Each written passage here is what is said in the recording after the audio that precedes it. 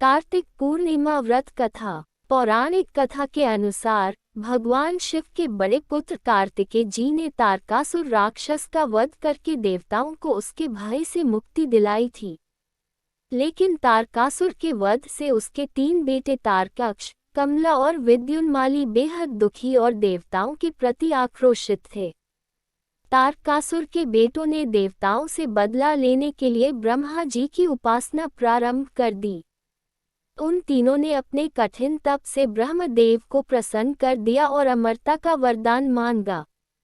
ब्रह्मदेव ने कहा कि यह वरदान नहीं दे सकते हैं, कोई और वरदान मांग लो।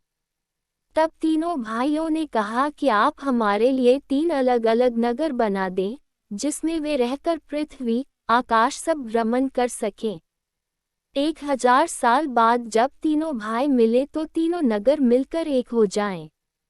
जो देव एक ही बाण से इन तीनों नगरों को नष्ट कर दे, उसके हाथों ही हमें मृत्यु की प्राप्ति हो। ब्रह्मदेव ने उनको यह वरदान दे दिया।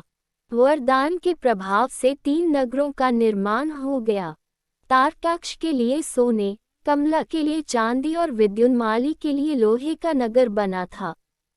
उन तीनों भाइयों ने तीनों लोकों पर अधिकार कर लिया। देवताओं के राजा इंद्र इन तीनों भाइयों से भयभीत होकर भगवान शिव की शरण में गए और मदद करने का निवेदन किया। तब भगवान शिव ने एक दिव्य रथ का निर्माण किया, जिसमें चंद्रमा और सूर्य उस रथ के पहिए बने। इंद्र, यम, कुबेर और वरुण उस रथ के घोड़े बने। हिमालय धनुष और शेषनाग प्रत्यंचा बने। भगवान शिव बाण और अग्निदेव उसके नोक बने। ऐसे दिव्य रथ पर सवार होकर भगवान शिव उन तीनों राक्षस भाइयों से लड़ने पहुंचे। भगवान शिव और उन तीनों राक्षसों के बीच भीषण युद्ध हुआ। युद्ध के समय जैसे ही तीनों भाई एक सीध में आए, भगवान शिव ने उस दिव्य धनुष से बाण चलाकर एक बार में ही तीनों का संहार कर दिया। इस वजह से भगवान शिव को भगवान त्रिपुरारी भी कहा जाता है। कार्तिक पूर्णिमा के दिन ये घटना हुई थी, इस वजह से कार्तिक पूर्णिमा को त्रिपुरारी पूर्णिमा भी कहते हैं। तीनों राक्षसों का वध होने से सभी देवी और देवता प्रसन्न हुए। उन्होंने भगवान शिव की पूजा की।